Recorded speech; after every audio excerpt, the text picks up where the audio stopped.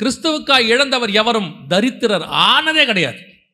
எங்க பாஸ்டர் எங்களுக்கு சொல்லி கொடுத்தது, அவர்கிட்ட நாங்கள் கற்றுக்கிட்ட ஒரு விஷயம் என்னன்னா, அவருக்கு ஆஃபரிங் வரும்போது அந்த ஆஃபரிங்கை எடுத்து கொடுக்கறதுக்கு யோசிக்கவே மாட்டார். நாங்கள் கண் கூட பார்த்துருக்கோம்.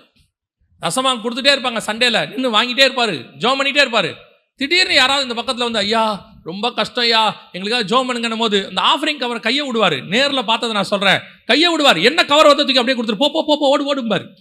அதில் எத்தனை ஆயிரம் இருந்துச்சுன்னு அவர் பார்க்கவே மாட்டார். இங்கே வாங்கிட்டே இருப்பார், ஜோம் பண்ணிட்டு பாக்கெட்டில் வைப்பார். யாராவது சொல்லுவாங்க, ஐயா எங்களுக்காக ஜோம் பண்ணுங்க, பிள்ளைக்கு ஃபீஸ் கட்ட முடியல, கத்தர் தான் சந்திக்கணும்னா கையை விட்டு கையில் கொடுத்து ஜோம் பண்ணி அனுப்பிச்சி விட்ருவாரு.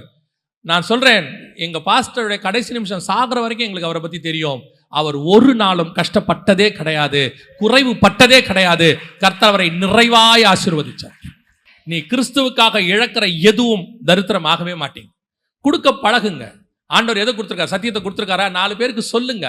கர்த்தர் உங்களுக்கு ஒரு தாளந்து கொடுத்துருக்காரா? போய் 4 பேருக்கு அதை யூஸ் பண்ணுங்க.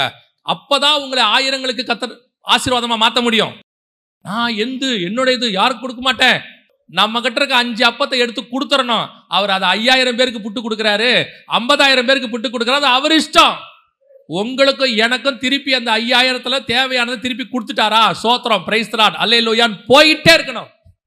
நம்ம கிட்ட கர்த்தர் கொடுத்தது நமக்காக மட்டுமே அல்ல, நம்மை கொண்டு அநேகரை போஷிக்க கர்த்தர் விரும்புகிறார். அப்பதான் சபை ஆயிரங்களில் பெரிதாக மாறும்.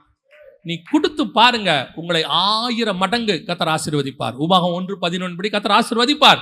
ஆனா நீ நெருக்கி நெருக்கி நெருக்கி வச்சுக்காதீங்க. நான் சொல்றது ஆவிக்குரிய விஷயம், சத்தியத்தை சொல்றேன். அது நீங்க உங்க இஷ்டப்படி ஆஃபரிங்கா கூட வச்சுக்கோங்க, எதுவும் கூட. கொடுக்கிறவன் எவனும் தரித்திரர் ஆனதே கிடையாது. அதான் கர்த்தர் நமக்கு சொல்லிக் கொடுக்கு. தீர்க்கதரிசியோட தீர்க்க தரிசனங்கள் இப்போ அனல் கிடையாது, பெரும்பான்மையா 95% கிடையாது. இப்ப இருக்க தீர்க்க தரிசனம் எல்லாம் குளிரான தீர்க்க தரிசனம். அவனை அனல் கொண்டு எழுப்புற பக்தி விருத்திக்கு ஏற்ற தீர்க்க தரிசனமே கிடையாது. உனக்கு வீடு கொடுப்பார், காரு கொடுப்பார், குழந்தை கொடுப்பார், கல்யாணம் கொடுப்பார், அப்புறம் வந்து வெளிநாட்டில் வேலை கொடுப்பார், விருத்திக்க பண்ணுவார், வர்த்திக்க பண்ணுவார், இப்படிதான் இருக்கு. இதெல்லாம் குளிரான தீர்க்க தரிசனம். உங்கள் இருதயத்தை குளிர பண்ணும், சந்தோஷப்படுத்தும். அனலுள்ள தீர்க்க தரிசனம் எனக்கு தெரியுமா? படுத்து கிடக்கிற உன்னை எழுப்புற தீர்க்க தரிசனம் வரும். எழும்பு சீயோனின் வரும். அனலுள்ள சத்தியம் எப்படி இருக்கும் தெரியுமா? ஒரு படுத்து கிடக்கிற சபையை எழுப்பும், ஒரு ஊழியத்துக்கு ஒரு கூட்டத்தை எழுப்பும். ஒரு அனலுள்ள சுவிசேஷம் என்ன செய்யும் தெரியுமா? ஜனங்களை ஆசை காட்டி பேசாது. உன்னை கர்த்தர் ஆசீர்வதிப்பார், உன்னை அப்படி ஆக்குவார், வியாபாரிகளை பெருக பண்ணுவார், இதெல்லாம் வராது. சுவிசேஷம் எப்படி இருக்கு தெரியுமா? பிள்ளிகிரகமய ஒரு சுவிசேஷம் மாதிரி இருக்கும். இருதயத்தில் குத்தப்பட்ட சுவிசேஷம் வரும். அதுதான் அனலுள்ள சுவிசேஷம், அதுதான் அனலுள்ள தீர்க்க தரிசனம், அதுதான் அனலுள்ள சபை. இன்னைக்கு கிறிஸ்தவம் ஒரு வகையில் படுத்து கிடக்கு. ஆனா இப்ப அனலே கிடையாது. குளிர பண்ணுகிறது, சந்தோஷம், மனம் குளிர்ச்சி அடைகிறது. அனல் கொண்டு பத்தி எரியணும் சபை. அப்போ இப்ப சபையை அனல் உண்டாக்குறதுக்கு கர்த்தருக்கு ஒரு ஆள் வேணும், தேவைப்படுது. ஒரு சின்ன சபை தேவைப்படுது. கிட்டத்தட்ட ஒரு 400 வருஷமா, மார்ட்டின் லூத்தருக்கு பிறகு 1543க்கு பிறகு ஒரு 400 வருஷமா 350 வருஷமா சபை அனல் இல்லாமல் கடந்துச்சு. திடீர்னு 1906ல செய்மூர் அப்படின்னு சொல்லி ஒரு ஊழியக்கார கர்த்தர் எழுப்புறார், அப்போஸ்தலிக் ஃபெய்த்ல, கலிபோர்னியால.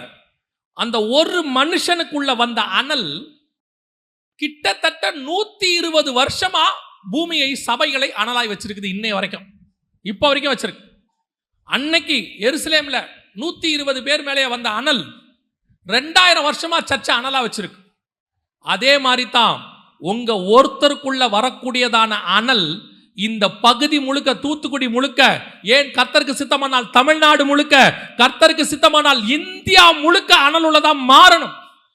இப்ப கர்த்தருக்கு தேவை அந்த ஒரு சிறு பெண், அந்த ஒரு சபை, அந்த ஒரு ஊழியம்.